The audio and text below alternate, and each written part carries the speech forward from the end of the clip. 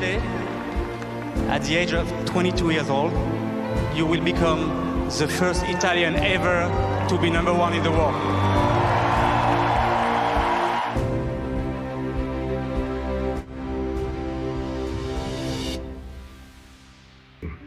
Here's kind of a cool way to look at it. If the universe had a tennis tournament, Earth would pick you. How cool is that?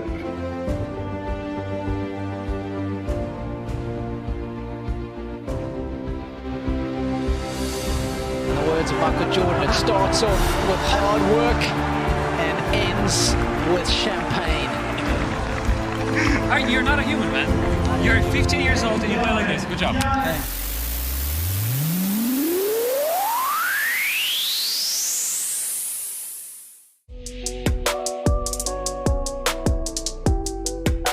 Question: in 2018, who were the players earmarked to challenge the big three? Kay, Borna, Grigor, Dominic?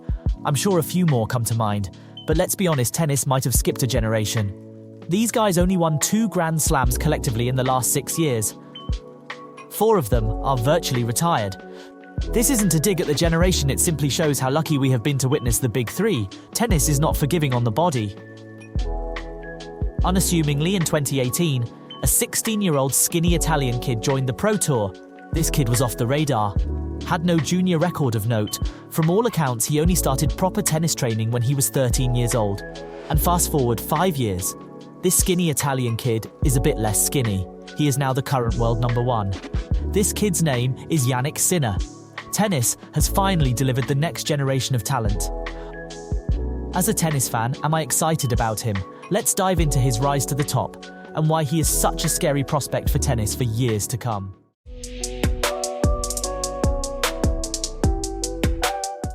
Jannik Sinner is 6'3", 22 years old. His physical attributes are impressive. He moves well for his height and can hit a pretty good serve. But what truly sets Jannik apart is his technical skills. At the back of the court, he might be the most consistently powerful hitter. He hits them with tremendous speed and spin. His technique is close to perfect from the back, and I've yet to see him struggle with another person's pace or spin. But sure, you might ask, there are a lot of good baseliners out there with good technique. What has Jannik done differently to reach the pinnacle? What we have to do is look into Jannik's background to understand his journey and how his mindset might just be a little bit different to the rest.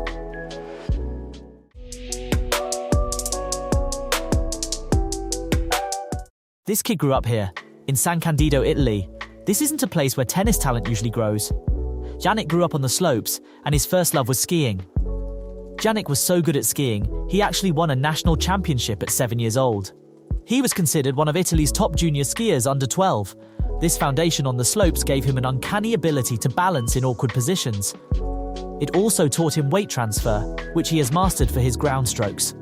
At some point, Jannik had to choose between skiing and tennis, and eventually opted for tennis.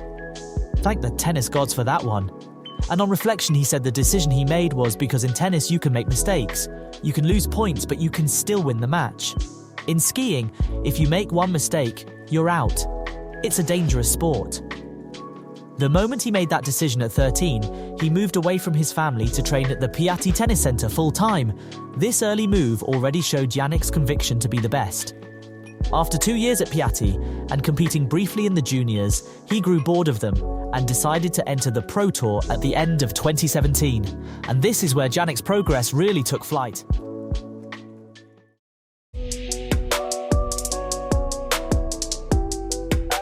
Jannik entered the ITF circuit as a 16-year-old. For his age, he was already doing damage to a lot of seasoned journeymen in the top 1,000, and at the back end of the season, entered a few challenger tournaments, pushing much higher-ranked players. The turning point was in 2019. Sinner won the Bergamo Challenger on a wild card. He was the youngest player ever to win a challenger title, and actually had never won a challenger match before that. After winning, he went on a 16-match win streak, eventually losing the streak to none other than Carlos Alcaraz. He broke into the top 200 rankings by winning another challenger title in Lexington, and also defeated top players such as Gael Monfils, Steve Johnson and Francis Tiafoe. By the end of the season, he had broke into the top 100 and qualified for the next-gen ATP finals as the lowest seed. He ended up winning the next-gen finals, defeating Alex de Minaur in the final. He finished the year ranked 78, becoming the youngest player to end the year top 80 since Rafael Nadal, and deservingly was named ATP Newcomer of the Year. Jannik's rise was slightly halted by the COVID pandemic that shut tennis down for a little bit, but when it was back in 2020, he made the most of it. He made his first quarter-final at the Roland Garros and won his first ATP title in Sofia, ending the year world number 37. And look, Jannik's growth didn't stop. This guy simply got better and better every year. And it came down to one thing.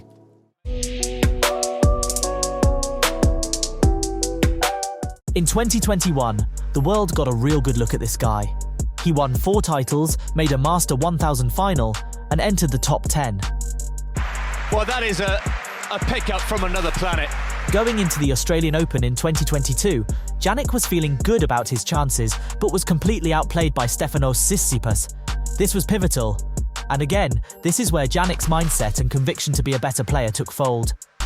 Most players having entered the top 10 and making another Grand Slam quarter-final before the age of 21 would be content or even happy with their performance.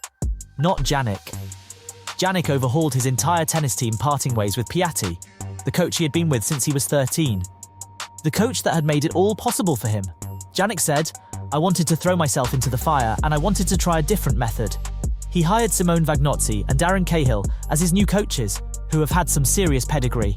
This is why Jannik is a scary prospect. He can make these decisions. He knew his game was top 10 quality, but felt if he wanted to be a Grand Slam champion, it wasn't enough. With the new team, Jannik already had a powerhouse groundstroke game. But what they have added was adding more fitness and physicality to his game, variety to his shots to keep opponents guessing. And probably most importantly, they have reworked his service motion. Not many players are willing to risk what has worked for them to get to the top 10 to try something new. But Jannik is a bit different, scary different, and boy has this paid off. Sinner was becoming more consistent physically. He made deeper runs in the slams in 2022. In 2023, although he lost again to Tsitsipas at the Australian Open, this time it was a grueling 5-set match, he was not despondent, but showed how quickly he had progressed. It finally clicked. Jannik had a transformational year, winning ATP, Montpellier, Toronto, Beijing and Vienna titles that year. He made the semi-final of Wimbledon, losing to Novak Djokovic.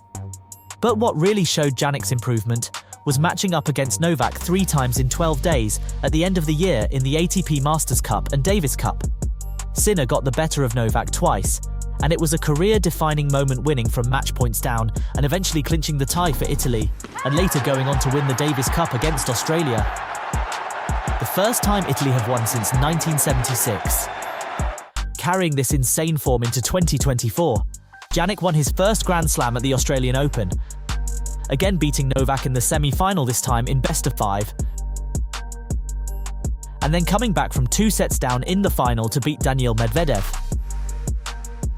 This escalated Sinner to number 1 in the world, and his 2024 season so far is likely to go down as one of the best seasons of any individual player in history. He has 44 wins and 4 losses, and will have a strong chance of adding the Olympics and the US Open to his trophy room if he can keep this up.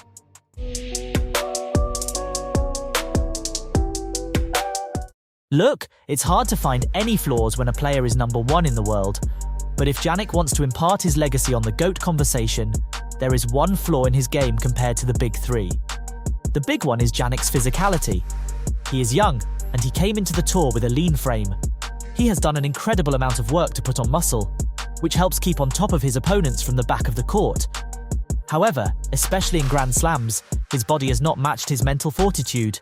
He has looked very lethargic near the back end of Grand Slams, which his opponents have taken advantage of. That's probably the only flaw that is obvious. He has already made significant improvements on his serve and his variety of shots. There are a lot of top players that are really good at one thing, which can make them one-dimensional.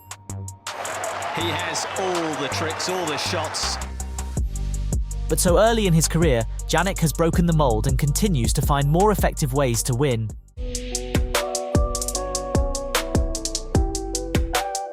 It's hard not to like the guy. He is as cool as it comes on the court, but internally you can tell he is deeply focused on winning. I honestly think he has the best ground strokes at the back of the court on both wings. His decision-making off the court is what has been a real surprise. He has shown maturity and an awareness of his skill set, and he has the killer mindset to let go of what's worked to become even better. The only things in his way of greatness is 1. Does he have the body to sustain long tournaments and 5-set matches? He's only done it once, and the jury is still out on this. And 2, the prodigy that is Carlos Alcaraz. This kid looks the real deal. He has almost every weapon. His body is more mature, he's had more success, and he's a bit younger. I can't wait to see how this one pans out, but I wouldn't be surprised if Jannik comes out on top. Thanks for watching. If you enjoyed the content, please like and subscribe. I would really appreciate it. Comment if you think Jannik will be in the GOAT conversation at the end of his career.